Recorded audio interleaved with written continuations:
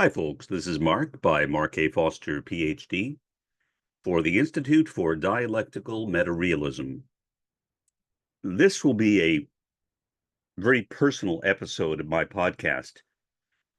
I just had a rather extensive and tumultuous contemplation on my childhood, and I discovered something that I had not realized before. And I'm never afraid of talking about myself. Um, Whether other people have any interest in listening to me is a different matter. But I am a very open person. I don't have secrets. And so I am willing to discuss my past, my childhood, with people who want to hear it. And that's what I'm going to do right now. I wondered why I had forgiven my father to some extent, but not my mother. My father physically abused me as a kid. My mother emotionally abused me. It was not very much fun. I realize I'm not alone in that. I guess my family would be considered dysfunctional, using the ordinary term today. I have no problems with saying that my family was dysfunctional, although in sociology that term has a different connotation, which is why I am somewhat hesitant to use it. Nonetheless, yes, my family was dysfunctional. Um, I'm autistic. My father is also a diagnosed autistic late in life.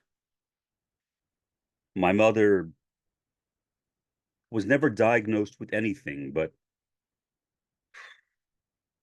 I have no idea what was wrong with her.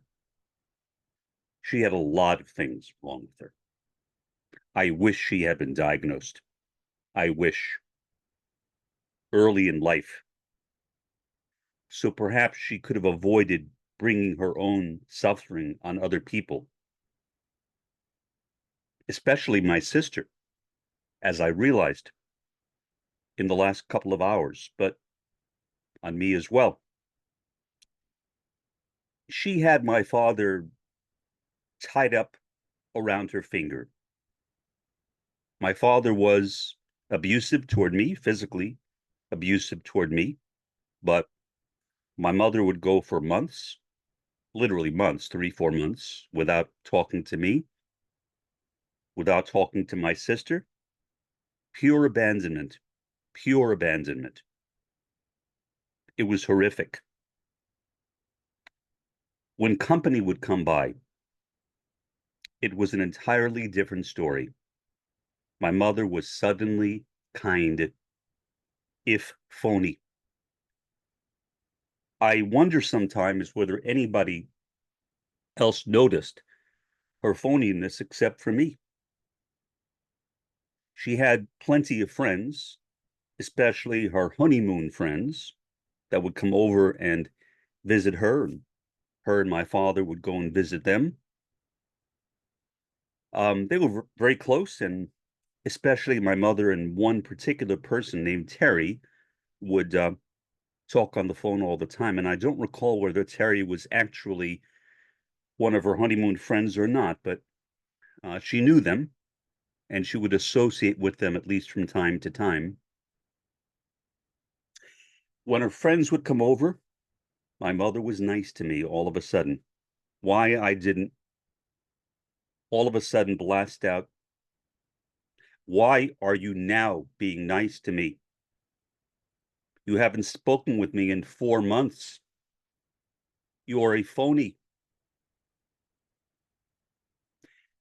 She was a phony, and she was a really, really bad actress, which is why I wonder why her friends put up with her. I can't imagine that my mother's friends were not smart enough to see through her guise. She was very, very manipulative. very, very manipulative. She tried to manipulate me, but fortunately, I was a lot more intelligent, to be honest, than she was. And I'm not bragging, I'm just stating a fact. I was a lot more intelligent than she was. And so she would tell me to do something, and I would simply ignore her. I learned that she was a cowardly person, as most bullies are. And so she would make a threat or give an order to me, stay home, clean up your room. And I would walk out. Why? Because I despised her. I despised her. And I had plenty of reasons to despise her, as well as my father. But I wondered, why is it that in the end, I forgave my father, but not my mother? Now, superficially, I can say that my father went out of his way to be kind to me. My mother did not. Now, she was not nasty to me as an adult, but I felt like my father was, in his own way, trying to apologize. Maybe I'm wrong, but that was my impression. And so I accepted that, and we became rather close in my father's last years. With my mother, there was always a distance, always a distance. I never really wanted to be around her, but for that matter, I really did not want to be around either of them. And I didn't understand why until just now. Here's the reason, I think. First, let me give you some background to this. My Uncle Ralph, who lived in California, he's now deceased. I went out to visit him when I was 12. So this was back in 1968. He was really, really nasty to me. Found out later he was bipolar and he self-medicated using alcohol. So he was also an alcoholic. I did not know any of that until relatively recently. By relatively recently, I mean the last year, because my sister has been in contact with our cousin and she told her. And so my sister told me, this is before my sister's estrangement from me. But I understand it because the reason I think my sister has behaved this way toward me and why she's had such a difficult life in general in terms of relationships. I mean, I am single because I'm autistic, I think, primarily. My sister is not autistic, and yet she's never been married, but she really wants to get married. Really wants to get married. But what I would say is that anybody who came from our family would have a tough time getting married. So, when my uncle was really bad toward me, I told my parents. I don't think my mother really believed me entirely because she loved her brother. She loved him too much, I think. If there is such a thing as loving someone too much, she loved him too much. And what I mean by that is she was not critical enough. She was not willing to judge him fairly so she could consider what I was saying.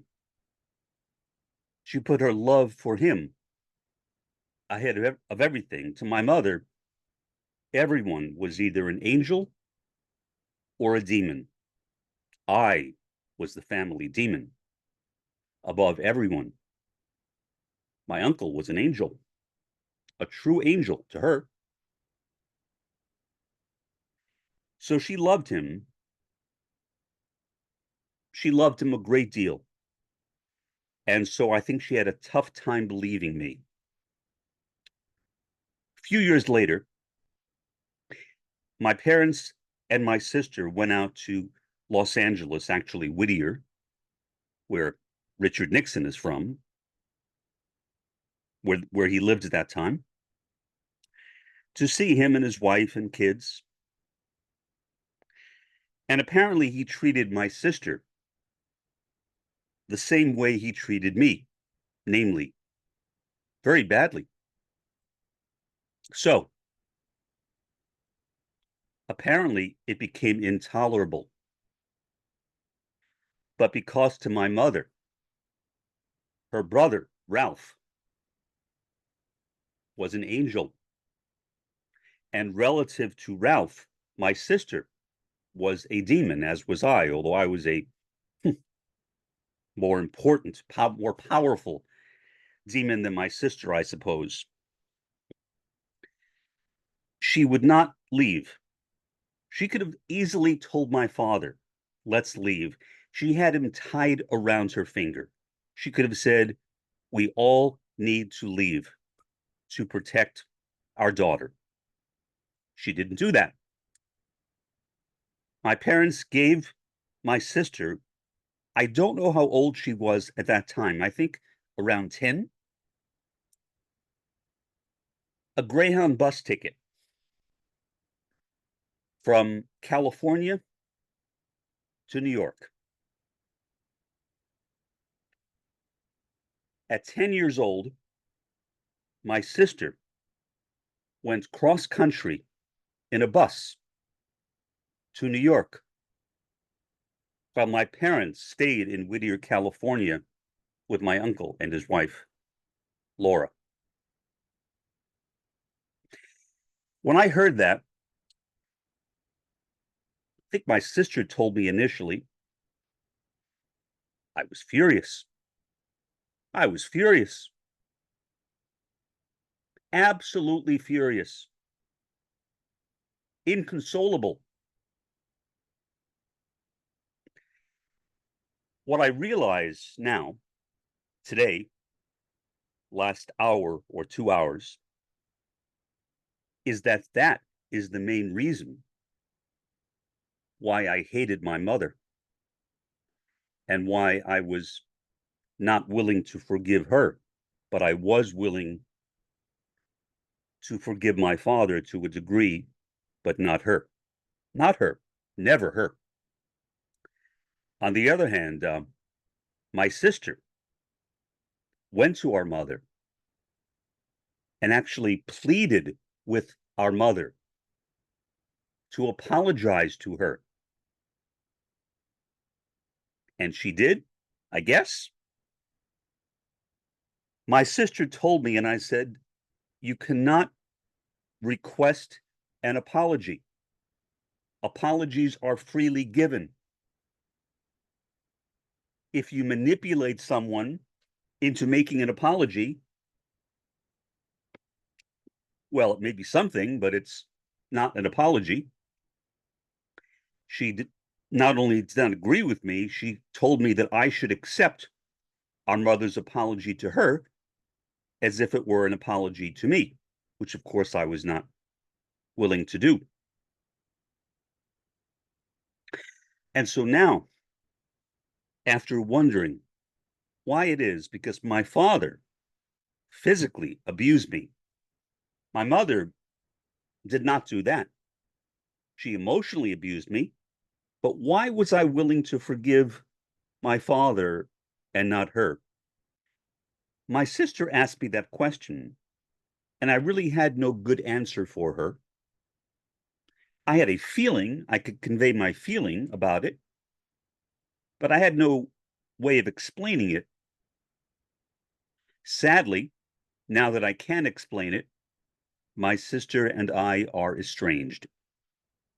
Not by my choice, by hers. By hers. She was diagnosed with borderline personality disorder. Just recently, about a year ago, which I think basically clarifies her condition, not just ADHD, not just narcolepsy, not just OCD, but more than that, borderline personality disorder. The fact that she went through that experience of abandonment, going home in a Greyhound bus at 10 years old, about 10 years old, by herself, while her parents stayed in California.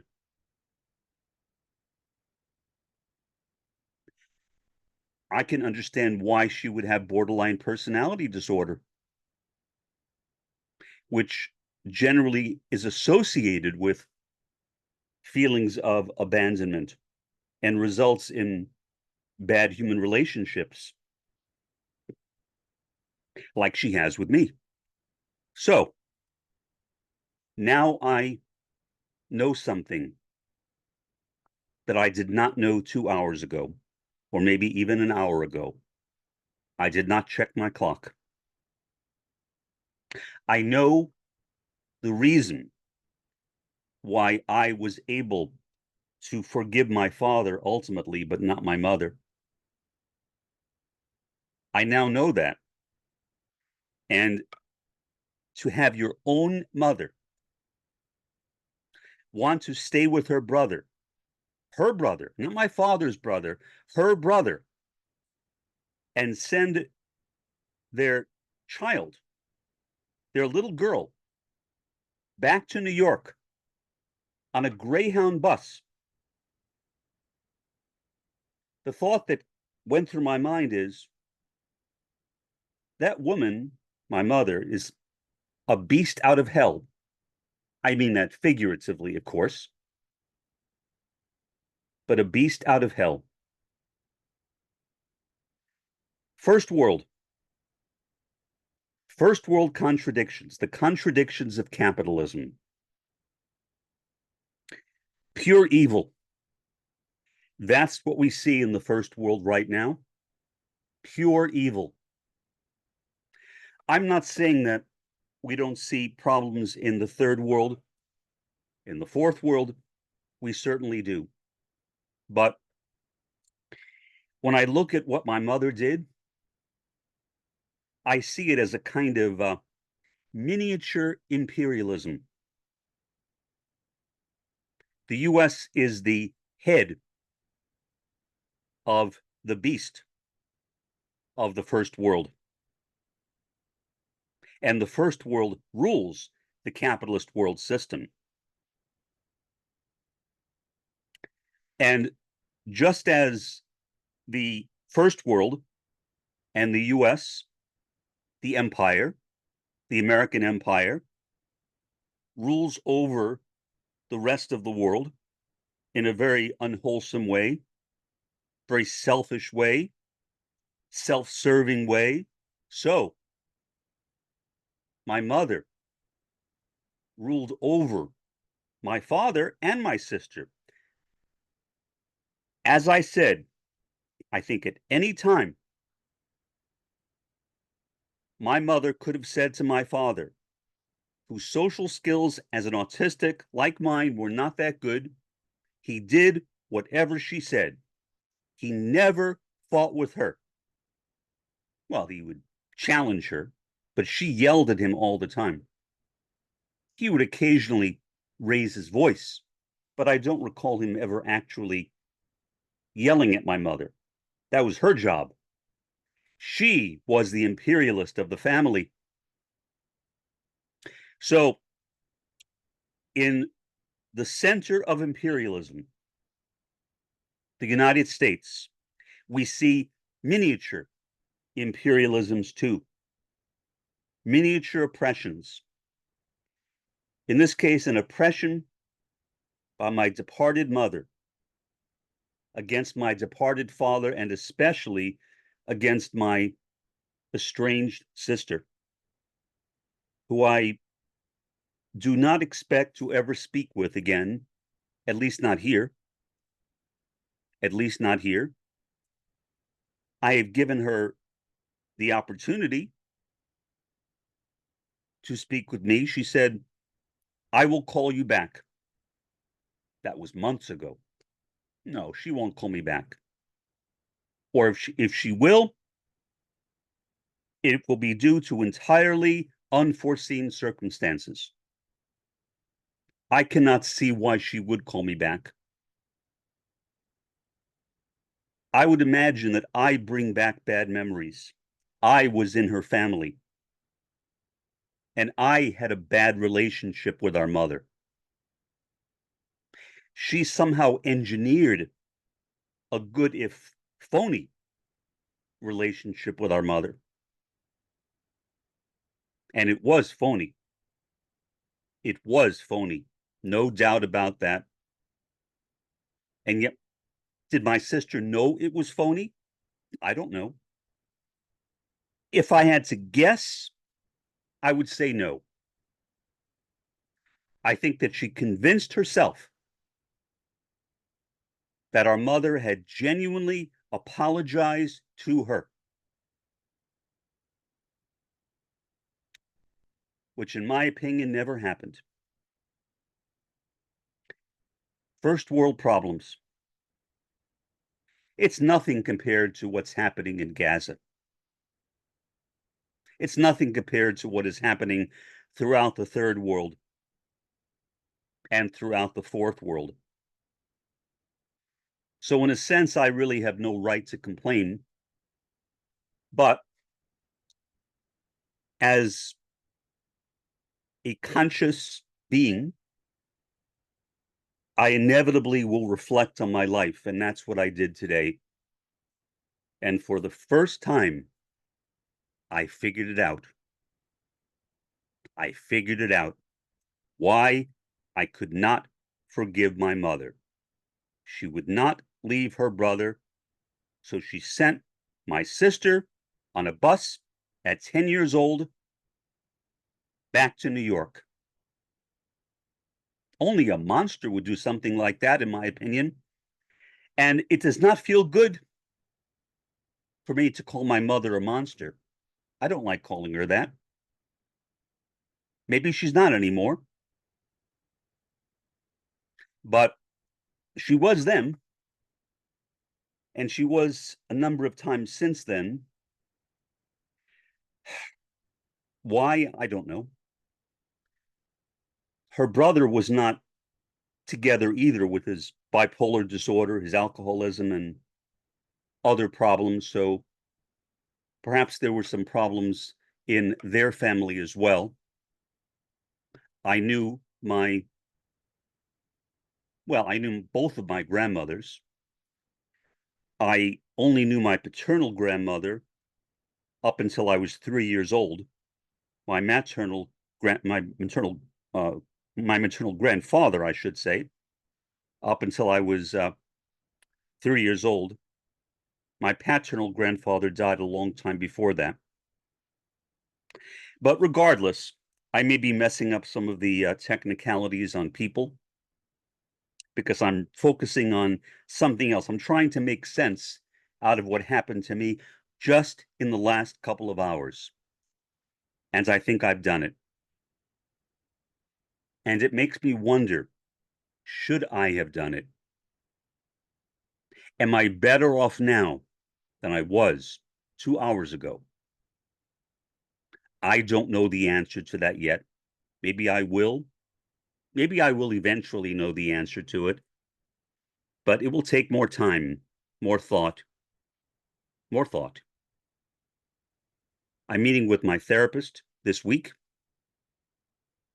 I will discuss it with him. I will see what he thinks.